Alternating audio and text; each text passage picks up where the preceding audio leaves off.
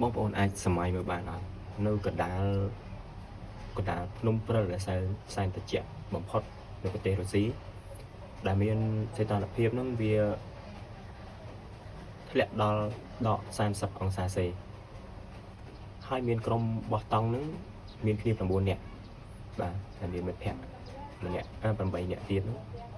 ដែលរួមគ្នាជាមួយនឹងពួកគេទាំងអស់គ្នាគឺបានសម្រេចចិត្តកាត់តង់ហ្នឹងរត់ចេញមកខាងក្រៅទាំងដែលគ្មានសម្លៀកបំពាក់ការពារខ្លួនក្រាស់ព្រោះសីតុណ្ហភាពត្រជាក់គ្មានសម្លៀកបំពាក់ការពារខ្លួនក្រាស់គ្មានស្បែកជើងនិងអាវុធការពារខ្លួនបាទហើយជាចុងក្រោយហ្នឹងនៅចុងក្រោយពួកគេក៏សុខចិត្តសម្រេចចិត្តជ្រើសរើសការស្លាប់នៅខាងក្រៅតង់ដែលរងនៅភាពត្រជាក់និងជាងការដែលចូលទៅនៅក្នុងតង់ហើយរឿងមួយនេះយ៉ាងណាដែរពួកយើងចូលទៅតាមដានទាំងអស់គ្នាវាគឺជារឿងពិតដែលបានកើតឡើងនៅឆ្នាំ1959ដែលរហូតដល់មកដល់សប្តាហ៍ថ្ងៃនេះវានៅតែជាអាចកំបាំងនៅលើពិភពលោកសម្រាប់មនុស្សទូទាំងពិភពលោកនៅតែមិនអាចស្រាយអាចកំបាំងមួយនឹងបានខែមករាឆ្នាំ1959និស្សិតនិងអ្នកឡើងភ្នំវ័យក្មេងចំនួន10នាក់មកពីវិទ្យាស្ថានបច្ចេកទេសអ៊ុយរ៉ាល់បានរៀបចំធ្វើដំណើរផ្សងព្រេងមួយដែលមេក្រុមរបស់គេឈ្មោះថា Iger Diatlo អាយុ23ឆ្នាំហើយក្រុមហ្នឹងគឺជាគាត់សុទ្ធតែជាអ្នកដែលមានបទពិសោធន៍ខាងឡើងភ្នំខ្ពស់និងធ្លាប់ឆ្លងកាត់ឧបសគ្គយ៉ាងច្រើនខ្លាំងដែរដែលគាត់ធ្លាប់បានឆ្លងកាត់ក្នុងការធ្វើដំណើរផ្សងព្រេងទៅបោះតង់តាមចលងភ្នំតាមព្រៃភ្នំអីហ្នឹងហើយគោលដៅរបស់ពួកគេហ្នឹងគឺឆ្លងកាត់លើភ្នំអ៊ុយរ៉ាល់នៅភាគខាងជើងដែលជាតំបន់ត្រជាក់ខ្លាំងដែលដាច់ស្រយាលបំផុតនៅក្នុងសហភាពសូវៀតនៅទសវត្សរ៍ហ្នឹងហើយគ្មាននរណាម្នាក់ក្នុងចំណោមពួកគេហ្នឹងដឹងថាពេលនោះគឺជាដំណើរចុងក្រោយនៃជីវិតរបស់ពួកគេទេហើយការដែលធ្វើដំណើរទៅជិតដល់ព្រៃជ្រៅហ្នឹងមុនពេលដែលចូលទៅដល់ក្នុងព្រៃជ្រៅហ្នឹងសមាជិករបស់គ្នាគាត់ហ្នឹងគឺគ្នាគាត់10នាក់គាត់ទៅ10នាក់នៅពេលដែលទៅជិតដល់ព្រៃជ្រៅហ្នឹងមានម្នាក់ដែលឈ្មោះថាយូរីយូឌីនហ្នឹងគាត់មានអាការៈអត់ស្រួលខ្លួនគឺឈឺដល់ថ្នាក់មានអាការៈថាមិនអាចធ្វើដំណើរបានគាត់ឈឺខ្លាំងក៏គាត់សម្រេចចិត្តបកក្រោយមកវិញបាទហើយមានតែគាត់ម្នាក់នឹងឯងនៅក្នុងចំណោមក្រុមរបស់ពួកគាត់ដែលគាត់តែម្នាក់គត់ដែលមានជីវិតដោយមនុស្សទាំង9នាក់ទៀតហ្នឹងមិនមានពេលបានវិលត្រឡប់មកវិញទេហើយបន្ទាប់ពីត្រឡប់មកវិញគ្នាគាត់ម្នាក់ដែលឈ្មោះយូរីហ្នឹងដែលគាត់ត្រឡប់មកវិញអស់រយៈពេលយូរដែលគាត់បាត់ខ្លួនគ្នាគាត់អត់ឃើញមកវិញគាត់បាត់អំណឹងបាត់ខ្លួនហើយរយៈពេលជាច្រើនសប្តាហ៍ដែរទើបគាត់ផ្ដល់ព័ត៌មានឲ្យទៅខាងអាជ្ញាធរអញ្ចឹងខាងអាជ្ញាធរគេបញ្ជូនក្រុមស្វែងរកដើម្បីរកពួកគាត់អញ្ចឹងតែវាចម្លែកខ្លាំងមែនតើដោយការស្វែងរកនោះពួកខាង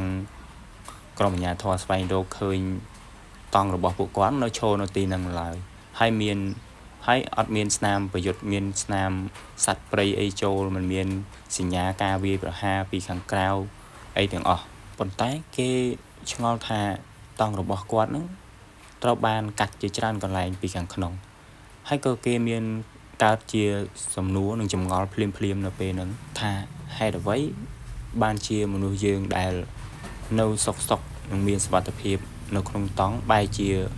រត់ចេញទៅក្រៅតង់ទៅវិញនៅចម្ងាយប្រមាណជា1500ម៉ែត្រគឺវាស្មើនឹង1គីឡូកន្លះជានៃចម្ងាយដីពីតង់ក្រុមសង្គ្រោះបានរកឃើញសាកសព2ដែលពួកគេស្លាប់ក្រោមដើមឈើគ្មានស្បែកជើងគ្មានការពារគ្រប់គ្រាន់អ្វីទាំងអស់ហើយនឹងស្បែកដៃរបស់គេហ្នឹងមានស្នាមរលាកវាដូចជាមានការព្យាយាមបង្កើតភ្លើងឡើងដើម្បីកម្ដៅខ្លួនឲ្យវារស់រានមានជីវិតអញ្ចឹងព្រោះអីវាអាកាសធាតុវាត្រជាក់ប៉ុន្តែគេគិតថាភាពត្រជាក់ហ្នឹងវាបានយកជីវិតពួកគេមុនបាត់ទៅហើយ ហើយនៅចន្លោះដើមឈើនិងតង់ហ្នឹងគេបានឃើញមានសាកសព3នាក់ទៀតដែលពួកគេហាក់ដូចជាព្យាយាមកំពុងព្យាយាមរត់ទៅរកតង់វិញអញ្ចឹងប៉ុន្តែវាទៅអត់ដល់ក៏បានបាត់បង់ជីវិតនៅចន្លោះពេលហ្នឹងទៅហើយអញ្ចឹងការរុករករបស់ពួកគេហ្នឹងគឺឃើញតែប្រហែលអ្នកហ្នឹងទេមានចំនួន5អ្នកហ្នឹងទេអត់ទាន់រកឃើញសាកសពទាំងអស់ទេហើយរហូតដល់3ខែក្រោយមកទៀតទើបវាបានคล้ายជាករណីដែលល្បីទូទាំងពិភពលោកដោយសាកសពទាំង4ហ្នឹងត្រូវបានរកឃើញក្រោមព្រិលយ៉ាងក្រាស់ហើយនៅទីនេះដែរគឺវាមានរឿងដែលគួរឲ្យរន្ធត់នឹកស្មានមិនដល់ដោយសាកសពខ្លះហ្នឹងមានឆ្អឹងទ្រូងហ្នឹងគឺវាបាក់យ៉ាងធ្ងន់បានន័យថាសាច់យើងអីហ្នឹងវាអត់មានការស្នាមបែកស្នាមធ្លុះធ្លាយឬក៏រហែកដាច់ទេប៉ុន្តែវាបាក់ឆ្អឹងខាងក្នុងហើយនឹងខ្លះទៀតហ្នឹងវាត្រូវរលាក្បាលហ្នឹងត្រូវបានបែកប៉ុន្តែគ្មានរបួសស្នាមនៅខាងក្រៅអីហ្នឹងវាអត់មានរបួសអីធ្ងន់ធ្ងរទេប៉ុន្តែវាបាក់ឆ្អឹងខាងក្នុងហ្នឹងគឺខ្លាំងដែលគេនឹងគិតថាវាគឺជាកម្លាំងដ៏ធ្ងន់មួយមកសង្កត់នៅលើពួកគេអញ្ចឹងហើយសាកសពម្នាក់ទៀតហ្នឹងបានបាត់អណ្ដាតហើយផ្នែកខ្លះនៃខាងមុខដូចជាបាត់ភ្នែកអីជាដើមហើយព័ត៌មានទាំងអស់ហ្នឹងធ្វើឲ្យមនុស្សជាច្រើនគិតថាមានអ្វីមួយមិនប្រក្រតីកើតឡើងនៅក្នុងបាតុហេតុមួយហ្នឹងឬក៏ហេតុការណ៍មួយហ្នឹងអញ្ចឹងនៅក្នុងទស្សវត្សនឹងដែរមានសាក្សីជាច្រើនអ្នកទៀតដូចជាអ្នកនៅក្នុងភូមិនៅក្នុងស្រុកហ្នឹងដែលគេរស់នៅមកឆ្ងាយពីតំបន់ហ្នឹងដែរតែគេបានរាយការណ៍ថាបានឃើញមានពន្លឺពណ៌ទឹកក្រូចអណ្ដែតនៅលើមេឃហើយដែលធ្វើឲ្យគេជឿថាក្រុមរបស់ឌីយ៉ាធ្លូហ្នឹងបានជួបជាមួយនឹងមនុស្សយានអវកាសឬក៏មនុស្សភពផ្សេងប៉ុន្តែវាអត់មានផុសតាងអីសម្រាប់មកបញ្ជាក់ហើយមនុស្សជាច្រើនខ្លះទៀតបានសង្ស័យថារដ្ឋាភិបាលសូវៀតកំពុងតែសាកល្បងអាវុធសម្ងាត់ទេដឹងឬក៏ប្រហែលជាគ្រាប់មីស៊ីលហ្នឹងវាអាចបង្កើតជារលកសម្ពាធហ្នឹងខ្លាំងពេកដែលធ្វើឲ្យពួកគេហ្នឹងខូចខាតផ្នែកខាងក្នុងដូចជាឆ្អឹងអីត្រូវបានបែកបាក់ប៉ុន្តែសាច់គឺនៅស្អាតប៉ុន្តែបញ្ហាហ្នឹងនៅតែគ្មានឯកសារណាមួយបញ្ជាក់ដដែលរហូតមកដល់ឆ្នាំ2020នេះទើបការស៊ើបអង្កេតរបស់រដ្ឋាភិបាលរុស្ស៊ីបានសន្និដ្ឋានថាវាជាមូលហេតុធំបំផុតហ្នឹងគឺព្រិលរអិលដែលគេហៅថា Avalanche ហ្នឹងឬក៏ Snow Slab Avalanche ហ្នឹងហើយពួកគេជឿថាមានដុំឬក៏ផ្ទាំងព្រិលដែលធំមួយបានចាប់ផ្ដើមរអិលមកលើតង់ហើយក្រុមពួកគេភ័យខ្លាចទាំងត្រូវកប់ទាំងរស់ចឹងទៅក៏ពួកគេនាំគ្នារត់នឹងហែកតង់កាត់តង់ដើម្បីរត់ចេញមកក្រៅភ្លាមអញ្ចឹងទៅហើយក្រោយមកទៀតពួកគេព្យាយាមឲ្យរស់រានដែរដើម្បីនឹងមានជីវិតប៉ុន្តែភាពត្រជាក់ខ្លាំងពេកទើបបណ្ដាលឲ្យពួកគេស្លាប់ប៉ុន្តែការអះអាងបែបហ្នឹងក៏នៅតែវាមិនជាក់លាក់នឹងមិនឲ្យមហាជនគ្រប់គ្នា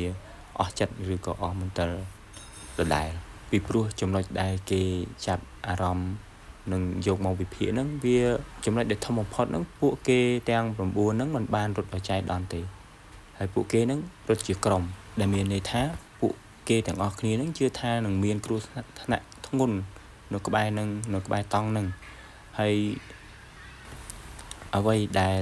អ្នកជំនាញគេចាប់អារម្មណ៍ហ្នឹងគឺគេចាប់អារម្មណ៍ថាមនុស្សដែលមានបទពិសោធន៍ខ្ពស់បែបហ្នឹងមិនងាយបោះតង់នៅក្នុងអាកាសធាតុដក30អង្សាសេទេលុះត្រាតែពួកគេគិតថាការស្នាក់នៅក្នុងតង់គឺគ្រោះថ្នាក់ការរស់នៅក្នុងតង់វាគ្រោះថ្នាក់ជាងការរត់ចេញក្រៅហើយវានៅតែជាសំណួរដែលអ្នកគ្រប់គ្នាមិនអាចឆ្លើយបានពេញលេញដដែលអញ្ចឹងហើយកន្លងទៅជាង60ឆ្នាំដែលតង់ត្រូវបានកាត់ពីខាងក្នុងហើយស្នាមជើងដែលបាននាំគ្នារត់នឹងដើរចេញទៅទាំងភាពងងឹតហើយនឹងសាកសពដែលត្រូវបានរកឃើញក្រោមព្រិលនិងបាត់បង់នៅផ្នែកខ្លះនៃខ្លួនប្រាណនៅតែធ្វើឲ្យមនុស្សរាប់លានអ្នកនៅជុំវិញពិភពលោកសួរខ្លួនឯងថាតើយប់នឹងពិតជាមានរឿងអ្វីកើតឡើងនៅលើភ្នំឌីយ៉ាធ្លូហ្នឹងហើយវាជាគ្រោះថ្នាក់ ដោយសារជាគ្រោះធម្មជាតិឬក៏យ៉ាងណាឬក៏ជាការសាកល្បងអាវុធសម្ងាត់របស់យោធាយ៉ាងណាក៏ពួកគេទាំងអស់គ្នានៅតែមិនទាន់យល់ដដែលបងប្អូនយើងឃើញយ៉ាងណាដែរចំពោះករណីមួយនេះសូមជួយចេញយោបល់នឹងការពិចារណាខ្លះៗមកបាទហើយជាចុងក្រោយកុំភ្លេចជួយចុច like និង share subscribe ដើម្បីទទួលបាននៅរឿងនិងករណីផ្លែកៗករណីជាកម្មឬក៏ករណីរន្ធត់ផ្សេងៗទៀតនៅក្នុងពិភពលោកបាទជួបគ្នានៅវីដេអូបន្ត